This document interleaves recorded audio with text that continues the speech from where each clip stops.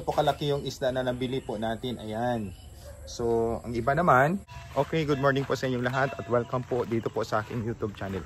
So ngayon, alas 7:30 ng umaga, pupunta kami dito sa daungan ng mga bangka. So dito po, mamimili kami ng isda para po sa aming pagkain. So dito, sabi nila, mura daw po yung isda dito. Kaya titingnan po natin mamaya yung isda po nila.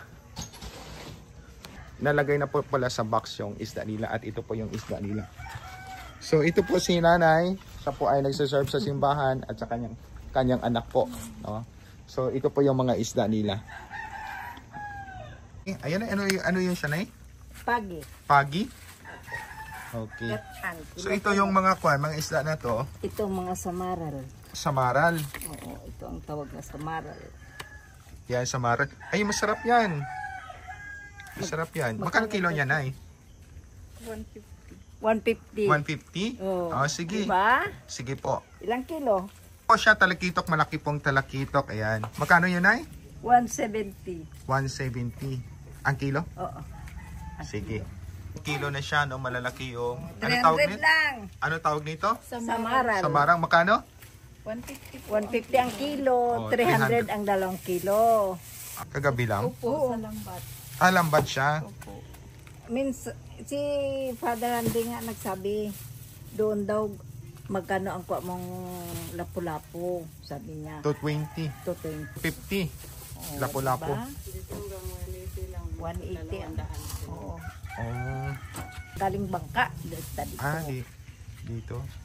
Tapos ang mga nagatinda doon sa San Rafael, dito rin nagabili sa box. Ito pa po. 2 kilo na Karapi. talakitok.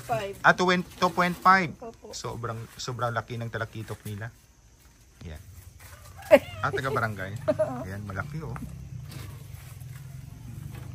Natapos na po kami bili ng isda at ito na po siya ngayon. So ipapakita ko po sa inyo.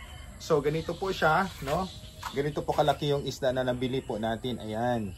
So ang iba naman ay ganito. So ganito.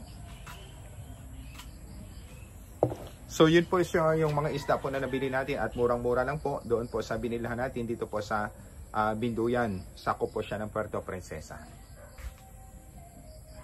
So ngayon linisan po natin ito, no? Isa-isahin po natin, linis po natin, no? Pero ilagay lang po muna natin sa ref. So hugasan lang po natin at ilagay po sa ref. So ito naman siya, samara or danggit po. Ito ata ay danggit, no? Malalaki din po siya. Mura po ng mga isda nila dito, yung talakitok na malaki, magkano lang yung kilo? 150.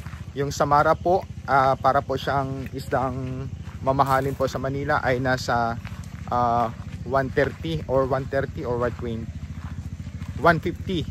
So ganun po kamura dito, no? At saka yung isda nila dito ay kakahuli lang kagabi at fresh na fresh po siya. Okay? Yun lang po. Salamat po. Magandang umaga.